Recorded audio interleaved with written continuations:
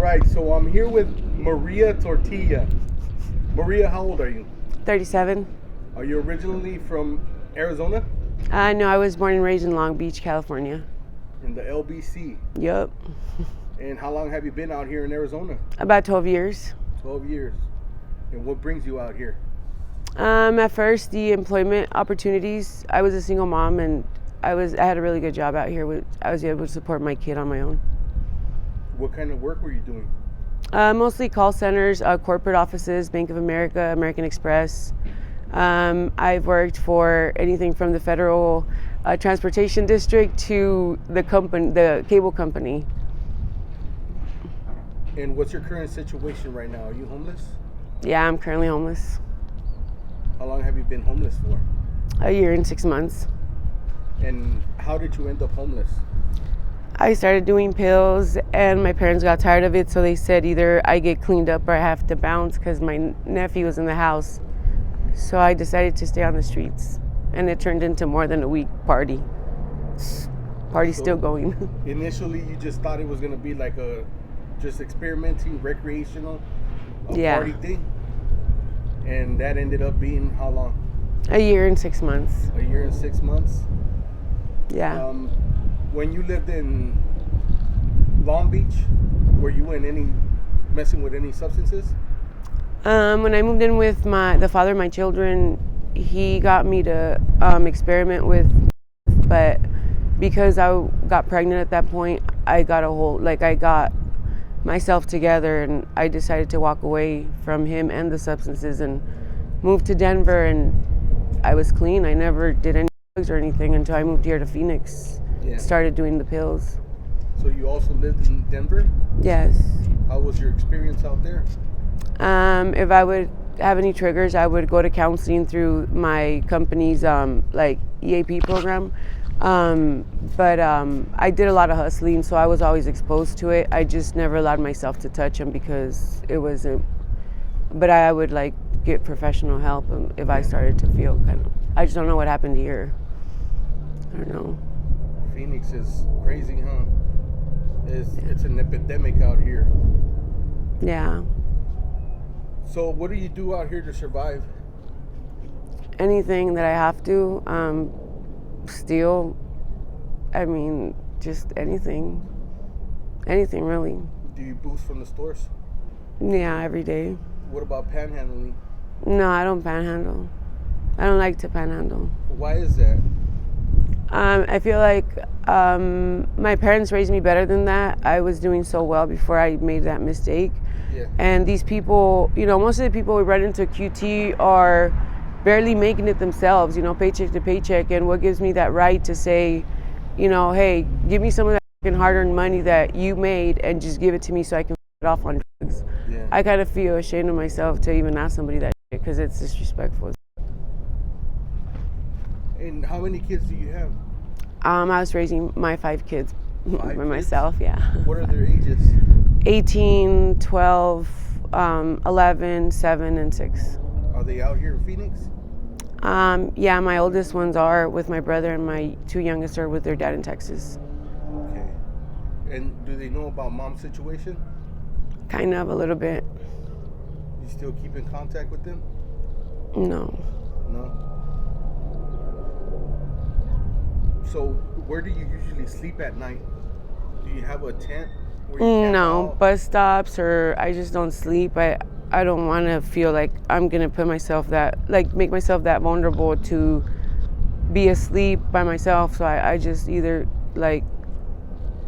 don't sleep, or just when I find a friend or something that'll look out for me. It's kind of hard to answer that question, but yeah. So do you have pads where you could go and chill out sometimes? No?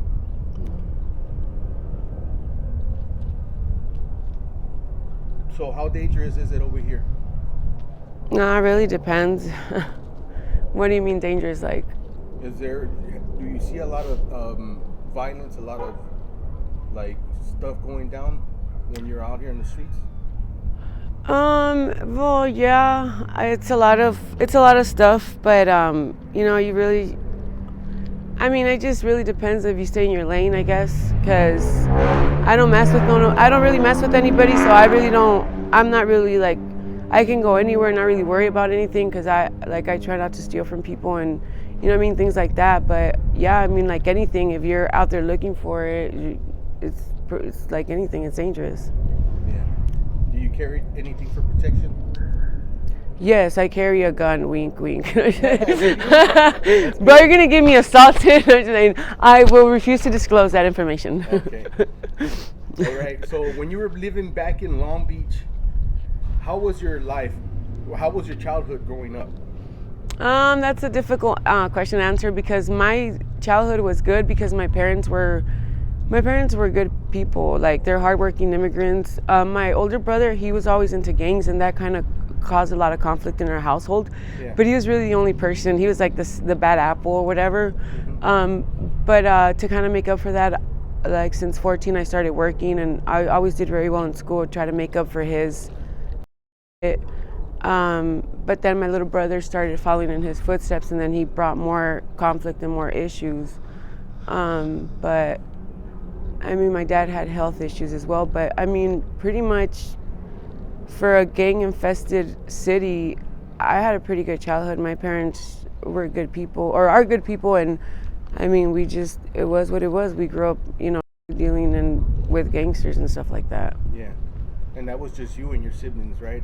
Yeah. Your parents were not involved in any gangs or anything like that? No, my parents just hardworking Mexicans. Did you ever join any gangs?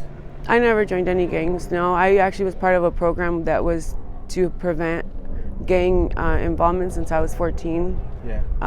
So they pretty much kept me working so that I wouldn't join any gangs and stuff like that. Yeah. Did you ever get in any trouble? You ever go to jail or anything? No, I was always a good kid. My mom said, "Oh, you used to always be a good kid until you met that motherfucker." My mom said that I was always good. Like, she never had any issues with me. Like, I really just started noticing problems when the father. Dating? Yeah. Yeah. Girls always bring trouble, huh? Yeah. Why do good girls always like bad boys? No, we really don't. They just kind of like harass us until we accept them, kind of, you know? Well, it's been my experience. And we're scared of them, so it's like, yes, I like you, but please don't kill me. So far from what I've seen a lot of girls that are really good girls, and they're level-headed and everything, but then they get these guys that are like total losers, man. It seems like they're just attracted to the bad boy. It's just, the problem is that sometimes what your perception of good girl is or whatever, or the girl you think is hot, like, she sometimes doesn't see what you see. Like, she doesn't feel like that she is beautiful or that she is the girl that everybody wants. She thinks like she's damaged or something. That's why she goes with the motherfucker that's gonna accept anything, you know what I mean? The loser. Yeah. Because she thinks that's the best thing she can do, because nobody tells her how beautiful she is or how good she is, or that's the problem. Well, all right, Maria. Thank you for sharing your story. I really do appreciate it. You're welcome. Are you okay with me using this on my YouTube channel?